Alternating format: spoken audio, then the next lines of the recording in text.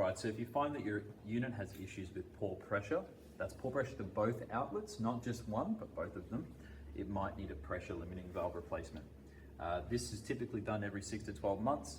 It's done during regular maintenance services as well, and they are a perishable part, so they're expected to be replaced at least once a year or so. So you remove it from the bracket here, and you should see you've got 2 blue clips that are going to keep that in place on either side. So let's remove those 2 blue clips. And these are push fittings. So to remove a push fitting, you want to press down on this fitting here towards the pressure limiting valve, and then you can pull up on that fitting and that should come out. It can be a little bit tricky. There we go. You might get a little bit of water as well. You definitely want to turn the water off to the unit before you do this. And then out the other side. Now on the pressure limiting valve there is an arrow. This flows in the direction of the water flow.